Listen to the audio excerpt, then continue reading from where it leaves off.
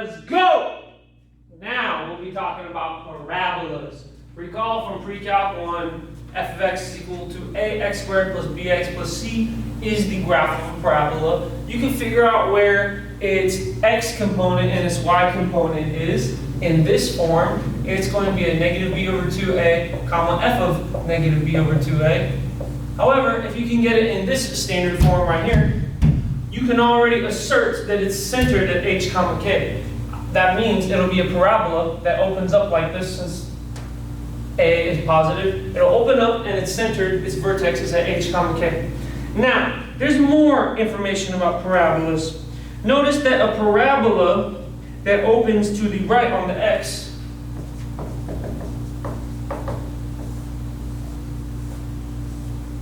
we can assert that this has the equation y is equal to a 4px. Furthermore, the more usual way you see a parabola is going to be an x squared is equal to a 4py. And that's when it opens up on the y. Notice that they have their associated directrixes. This is going to be at x is equal to negative p. This is going to be at y is equal to negative p. Okay?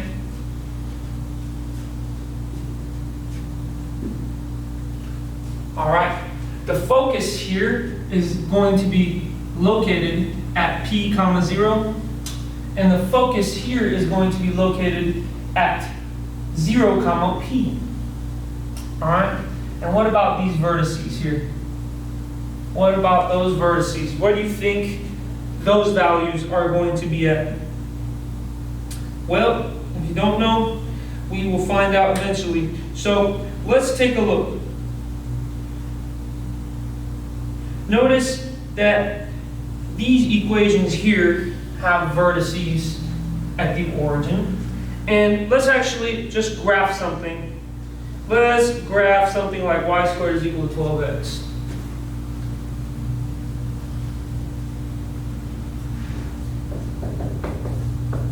Okay, that's of the form y squared is equal to 4px. So we may just use this piece of the equation to find out what p is. Notice the x's cancel when I divide by x. Notice that that means p is equal to 12 divided by 4, which is equal to 3, and that's p. Okay? So here, x is going to be equal to negative p. I already know that this is a parabola that opens up like this with a directrix at x equals negative p. So x is equal to negative 3, right here, at negative 3. 2, 1. All right, where's the focus? Well, the focus is going to be at 3 comma 0. Okay? Very good, very good. Now, we found the directrix and we found the focus. Some problems will just only ask you to find the directrix and the focus. And the vertex, well, you'll be able to find the vertex if you put it in any of those forms that I showed you earlier. You'll be able to know the standard form and be able to find the vertex that way. So that is how to graph a parabola. All right, there's one more piece of information, and that is right here, something called the lattice rectum. Let me highlight it in green. This little piece of line, this is called the lattice rectum, and it has length absolute value of 4p.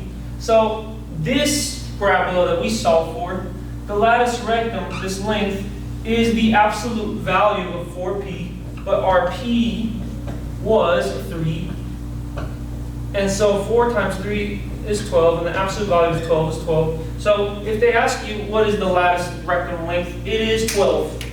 The answer in this case would be 12. All right. And now, to do a more general example, we will graph a parabola that's vertex hk for completion's sake.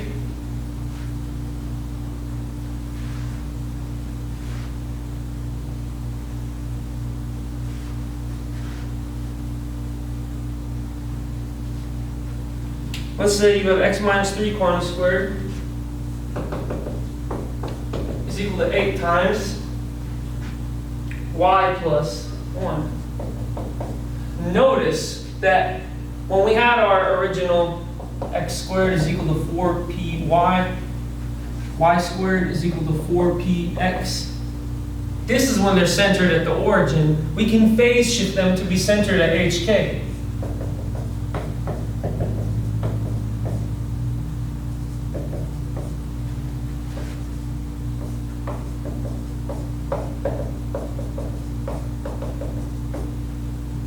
Okay, just put our standard transformation equations there. So notice we can set this side of the equation equal to 4py,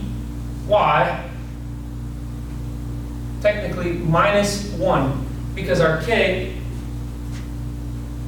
well, we'll put plus 1 because our k is minus 1, all right? So these terms can cancel. And we can solve for p. P is equal to 8 divided by 4, which is 2. Okay? Now, since this is kind of a parabola, it's going to be like this. And matter of fact, it's phase shifted, so it won't really be opening up like that, but more slightly like this.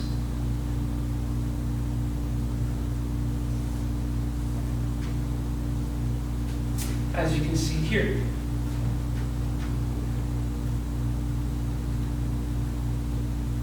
Oh, I've inverted it because the squared is on the x. It opens up like the usual parabola, and you can see it like this. Okay, focus right here. So you'll be able to solve for all of the other values, even in a phase shifted parabola. It's the same as the ellipse. All you have to do is find it without the phase shift, then transform the hyperbola or parabola or ellipse or any conic section in the appropriate way, parameterized by the h and the k values. So you shift it by h in the x and you shift it by k in the y.